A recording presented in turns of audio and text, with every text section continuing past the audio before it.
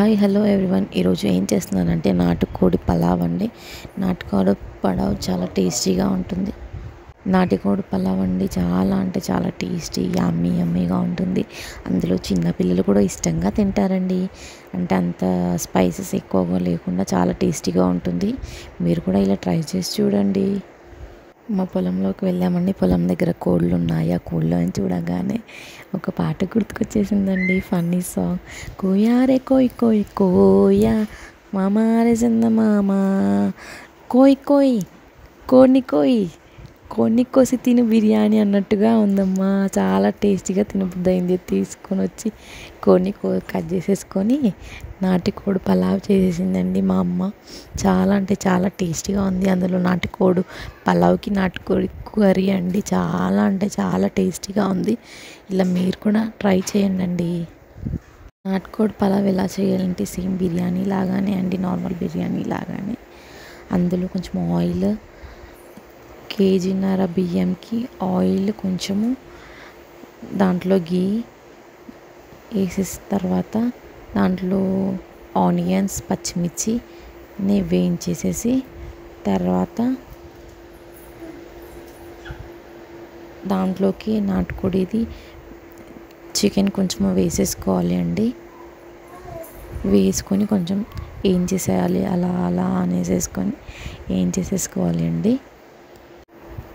అవి బాగా వేగినాక కొంచెం అల్లం వెల్లుల్లి పేస్ట్ అండి ఫ్రెష్గా చేసుకుంది వేసేసుకోవాలి. పలావ్లో చాలా అంటే చాలా బాగుంటుంది. అది మగ్గేంత వరకు కొంచెం వదిలేసేయాలి అండి. అలానే అల్లం వెల్లుల్లి పేస్ట్ వేసాం చూడండి. బాగా మిక్స్ చేసేసుకోవాలి. అందులోనే కరివేపాకు కూడా వేసుకోవాలండి. కొంచెం కరివేపాకు కూడా వేసేసుకొని మిక్స్ చేసుకోవాలండి బాగా. ఇది చూస్తుంటేనే తినాలంతగా అలాగా అనిపించేస్తుందండి. చూడండి, వాటర్ అంటే రైస్ని పట్టి వాటర్ పోసుకోవాలండి. కేజీన్నర బియ్యంకి వాటర్ పోసుకోవాలి. అంటే నార్మల్ స్టీమ్ రైస్కి అయితే 1 కేజీ బియ్యంకి డబుల్ పోస్తాం కదండి, అలా పోయాలి. ఈ నార్మల్ రైస్కి 1 గ్లాస్ అయితే ఇంకో గ్లాస్న్నర అలా పోయాలి. వాటర్ బాగా మరిగిన తర్వాత మసలడం అంటే మరగడం తర్వాత దాంట్లో అన్ని స్పైసెస్ వేసుకోవాలండి. కొంచెం సాల్ట్ వేసేసింది మమ్మీ. సాల్ట్ వేసిన తర్వాత స్పైసెస్ అన్నీ వేస్తుంది, మసాలావన్నీ. చూడండి, మీరు చూస్తుంటే అర్థమవుతుంది. దాంట్లో కొంచెం పుదీనా, కొత్తిమీర,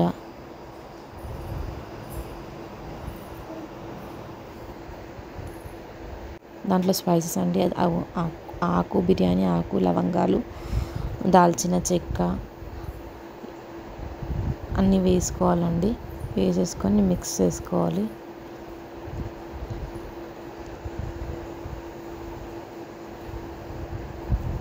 మరిగిన తర్వాత రైస్ వేసుకోవడమే అండి. రైస్ నానబెట్టుకోవాలి కొద్దిసేపు. నానబెట్టిన తర్వాత బాగా మరిగింది కదా చూడండి, వాటర్ బాగా మరిగాయి. దాంట్లో రైస్ వేసేసుకోవడమే అండి. చాలా అంటే చాలా టేస్టీగా అవుతుంది నాటుకోడి పలావ్ అండి. మీరు కూడా ఇలా ట్రై చేసి చూడండి. పిల్లలు కూడా చాలా ఇష్టంగా తింటారండి.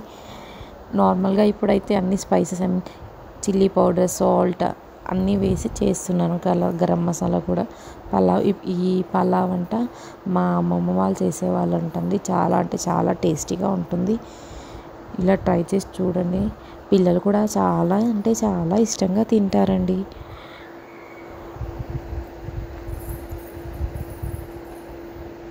ఒక్కసారి పిల్లలు ఇది టేస్ట్ చూసారనుకో ఇలానే చేయమని అంటారండి. అంత టేస్టీగా ఉంటుంది. స్పైసెస్ ఎక్కువ లేకుండా చాలా అంటే చాలా బాగుంటుంది. ఇంకా దీంట్లో పెద్దవాళ్ళకి ఇంకా స్పైసీనెస్ ఎక్కువ కావాలంటే మేము నార్మల్గా నాటుకోడి కర్రీ చేసామండి. కర్రీకి నాటుకోడి పలావ్ మిక్సింగ్ చాలా అంటే చాలా బాగుంది అండి. మీరు కూడా ట్రై చేయండి. చూస్తూ ఉంటేనే చాలా అంటే చాలా బాగుంది. చూడండి రైస్ మిక్స్ చేస్తున్నారు. మీకు కూడా చూస్తుంటేనే తినాలన్నంతగా ఉందండి కదండి. చూడండి మీరు.